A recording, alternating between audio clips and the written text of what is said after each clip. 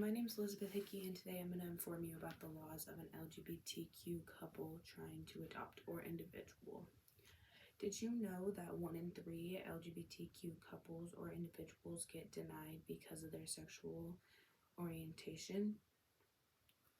There are many laws in the United States for this, and many states have different laws, and they may have more than one law, and these laws can be enforced at the same time, or it may be true that they can only enforce one law at a time at a certain agency or adoption site.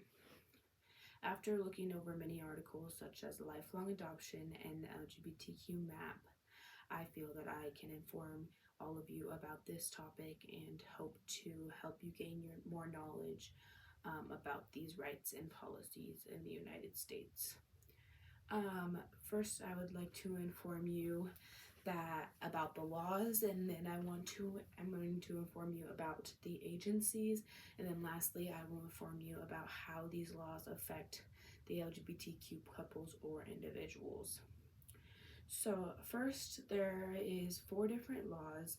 These laws are that they can agency or adoption site cannot discriminate against an LGBTQ couple or individual because of their sexual orientation or gender identity. The second law would be that a agency or an adoption site can not discriminate against someone because of their sexual orientation, but they can discriminate for gender identity because it's not prohibited. The third one would be that it's not prohibited to discriminate against someone for their sexual identity or their gender or identity, and so agencies can deny them, they can ban them, all that, because it's not prohibited in some states. And then the fourth law would be that agencies do not have to place a child with an LGBTQ couple or individual if that is against the child or the family's religious being. And so those are going to be the 4 laws of LGBTQ adoption. And there are many other laws within every agency, so I'm going to tell you about those. Private agencies may be able to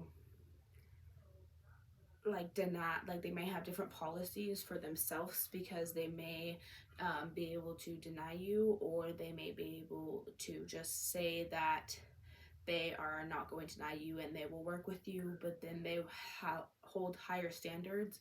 However, if they do this, they did say that they were going to work with you, and you might not be able to prove that they're holding higher standards in order to take it to court and have them sued or any other action because they're discriminating against you if you live in one of these states that the laws are there is no discrimination against either sexual orientation or gender identity or both.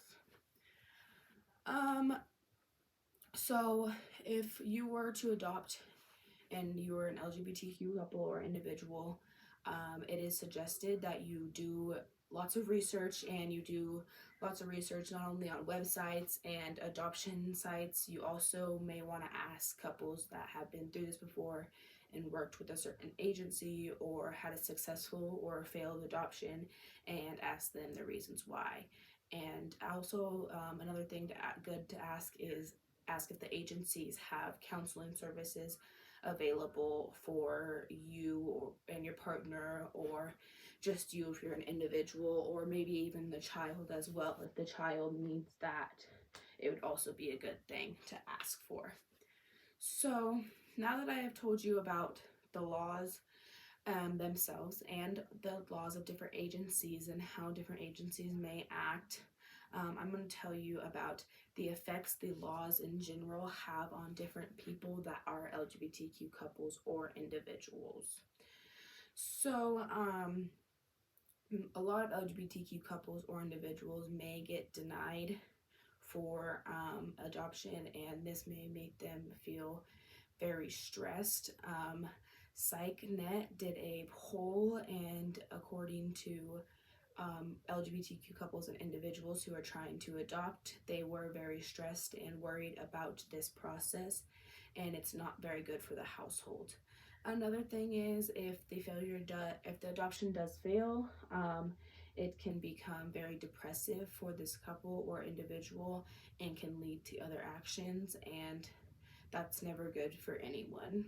So the laws do make these couples and individuals feel very um, not worthy and other stuff like that. They feel not worthy of families when adoption sites and states do not let them adopt and give these children homes.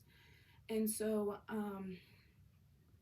uh, now that I've talked to you about the laws in general, the different agency laws, and how it makes these people feel, I hope you have a general idea of the laws and the laws themselves, and how many, like what the laws are and what they entail.